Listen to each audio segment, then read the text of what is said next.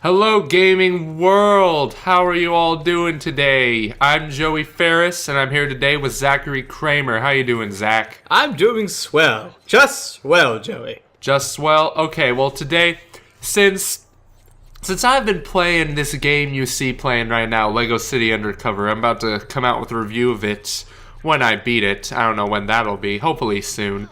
But we're going to talk about Lego video games. What with the upcoming release of the Lego movie, and what do you know, there's going to be a Lego game based on that Lego movie, so it's Legoception, you know what I mean? And of course, the Lego Hobbit video game coming out later this year, probably to build up hype for the next Hobbit film. I guess to start with, these games have sort of become addictive, and also sort of an expected thing throughout gaming culture. I mean, let's start with our experiences. Well, actually, let's go over the overall history of Lego games first. I mean, Lego games didn't just start out with the most popular one, which was Lego Star Wars for the PS2, GameCube, and Xbox. They had games before that for the Windows and PC and Mac. Well, Windows and PC are the same thing, but they had simulator games. They even had a Lego Harry Potter simulator type game. You know, I actually just found out about this morning. It was very interesting to find out. But first, let's begin with our experiences of Lego games, starting with you, Zach. I actually was aware at the time that there were Lego PC games. That my brother, I think he played this game called Lego Miners, which basically took place... It was sort of like a Sims gameplay type mechanic.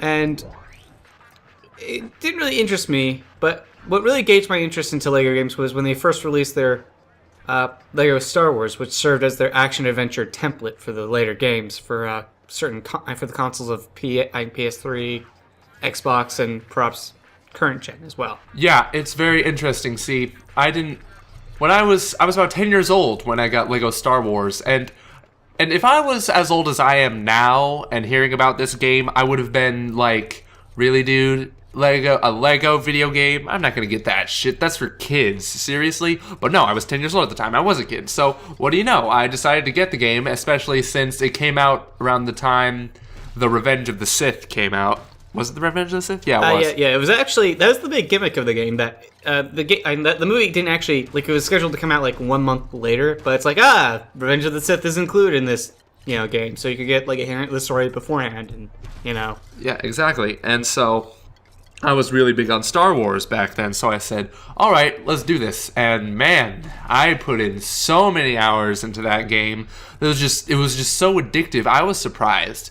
And then after that, I got Lego Indiana Jones with my Xbox 360, and that was about the last Lego game I played. And then I got my hands on Lego City Undercover for my Wii U, and so I'm having a really good time with that as well. So it's like Lego Grand Theft Auto, of course, but instead of...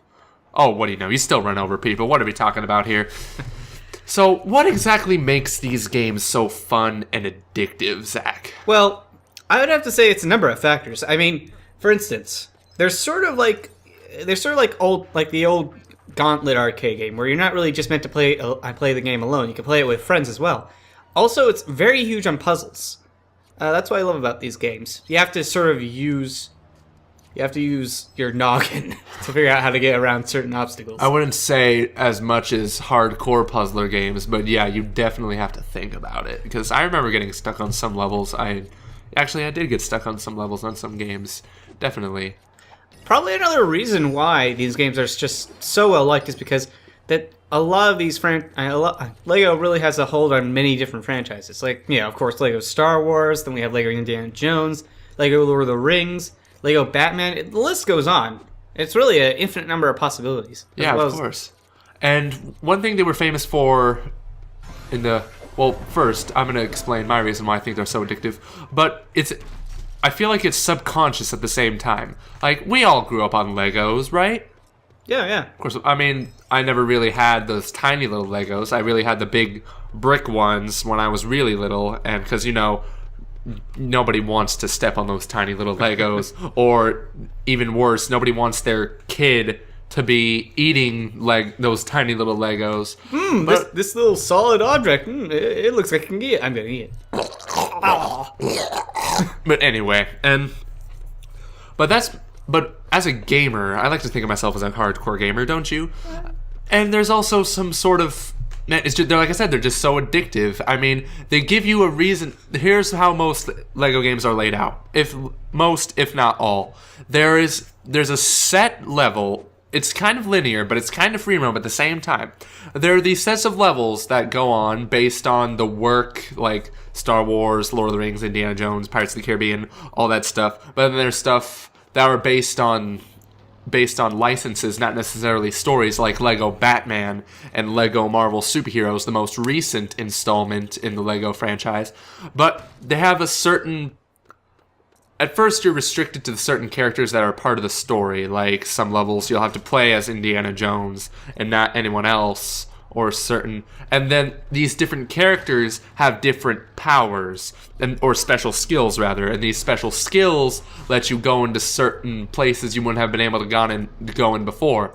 And it's great because when you're done play that level in its story mode, you get to go back into free play mode and choose about 10 different characters to play as and switch from. And you get to access these areas of the level you've never been able to access before. Simply because you're restricted to certain powers of the characters that you're provided with in the story mode. Exactly. And the reason why you want to go back is to get all these collectibles, collect more studs, which is the form of currency in that game, and collect all these even more collectibles to display in the free roam area, which has gotten a lot bigger in the past, because Lego Star Wars, they had that bar. They also they had the bar in the new trilogy, not the old trilogy, but they fixed that in the complete saga. You get to travel this bar and look at different collectibles that you've collected overall, and all these characters you can play as in different areas.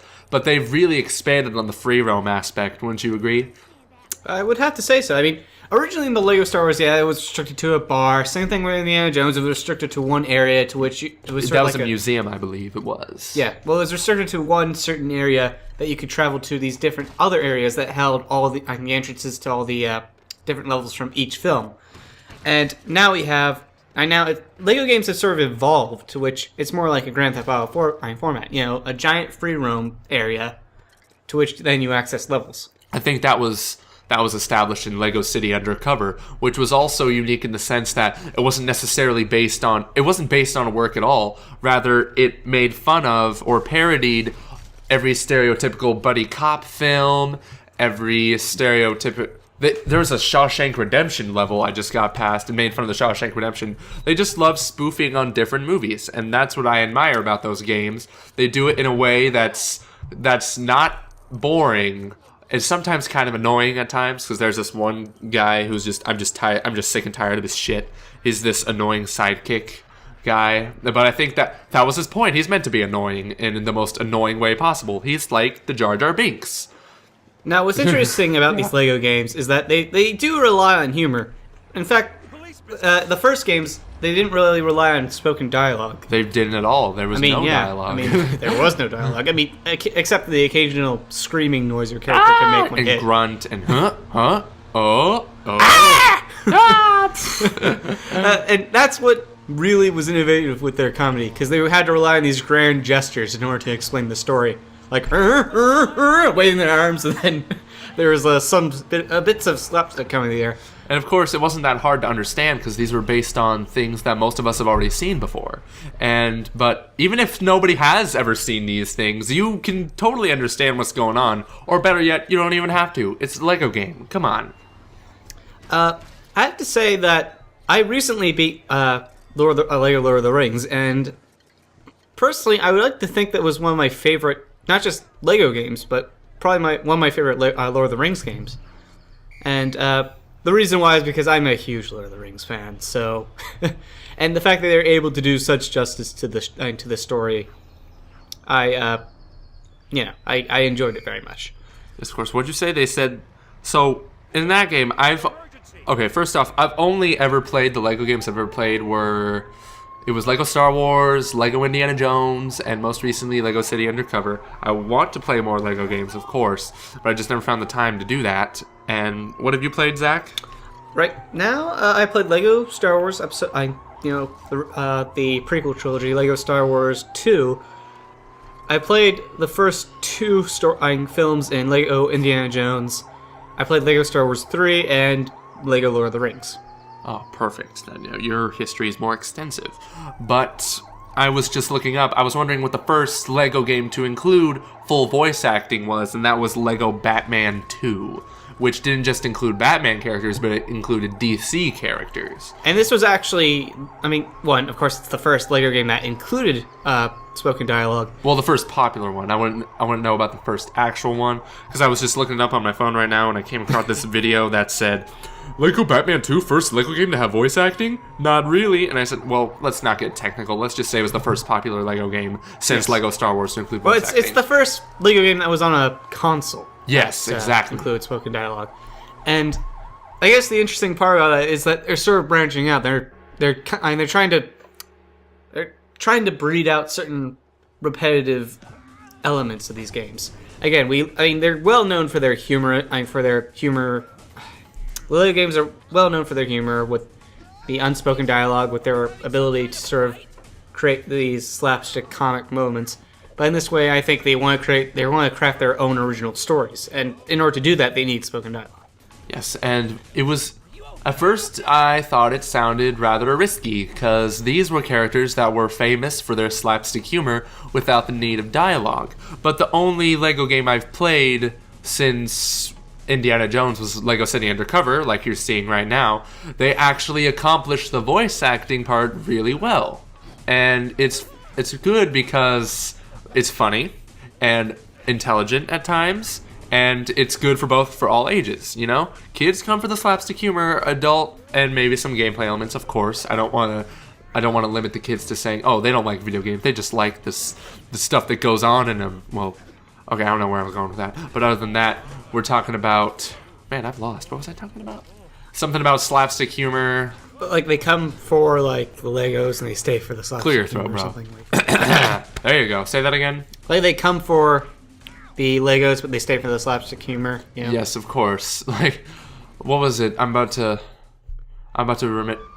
What's the moment? Oh, when I said there was a Shawshank Redemption moment in Lego City Undercover where the main character, Chase McCain, has to go into a prison to find out about this enemy dude. We come across this guy named Blue, and he was based off of Morgan Freeman's character in Shawshank Redemption, whose name I forget.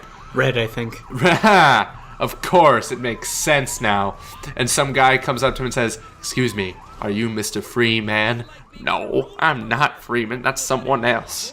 Or something like that. I forgot what it was, but... Oh, spoiler alert. Morgan Freeman is a voice in the Lego movie. If you've seen the trailer, you know. Come on. Come on, man. Come on. It's not that hard to figure out. I'm calling it, by the way, Lego Movie Best Animated Movie of 2014. One, because I don't know if Pixar is coming out with anything this year, or Disney Animation, probably them, but even though I didn't think Monsters University would deserve Best Animated Picture, it was good, I'm not gonna lie. And I also haven't seen many animated movies this year, but, you know, we're just not gonna... It would be awesome to see that company who did Cloudy with a Chance of Meatballs get that winning for Best Animated Picture, but I digress. Back to Lego games. Yeah, I have to say, I'm kind of curious about what else they're gonna do, because the reason why I love Lego games is because they sort of take these franchises and films that I love, and I get to explore these worlds through a humorous lens. Yes, very much so, and that's freaking Indiana Jones. This guy in the movie, he was such a total badass, all that kind of thing. In the game, he was shimmying across the wall and breakdancing, stuff like that. On a side note, Harrison Ford was actually asked if he could breakdance in the set of Indiana Jones Kingdom of the Crystal Skull, which would have made the movie marginally better. Marginally. But of course, you know, Harrison Ford, oh, you crack all the bones. So, what is your favorite Lego game so far that you've played? I'm gonna have to say I kind of prefer the earlier title, Lego Star Wars 2, because I love that, you know, they're expanding on their mechanic, bringing us new and open worlds, and you know, spoken dialogue. I just thought Lego Star Wars 2 was like the game for me, or the Lego game for me, because I grew up watching the original trilogy, and I loved how they took certain implied things in that trilogy and just sort of made fun of them. Like for instance, there's this one scene in Star Wars Empire Strikes Back. Lando greets Han Solo to the Cloud City on the platform, and he's introduced to Leia. And you kind of think that he has this thing for Leia at that point. Now in the Lego game, when that happens, he looks at Leia, and then he goes over to him, and he goes over to Leia, kisses her hand, she just yanks her hand away, slaps him, and just like holds tightly onto Han and walks away. I've never played Lego City 2. Lego City. I've never played Lego Star Wars 2. Actually, I once bought the trilogy, the saga. I mean, from my cousin, but then I wound up selling it because I wasn't playing it, which I should not have done. But oh well. My favorite Lego game was can't say I've played enough of them to really actually pick an absolute favorite. But I'm really loving Lego City Undercover right now. It just bridges the gap between a full-blown kids game and something gamers as a whole can all enjoy. And plus, I think it's one of the definitive games that has been released on the Wii U so far. Because there's just some times when the gamepad on some games, even Nintendo games like Mario 3D World, just wasn't fully implemented to the best of its ability.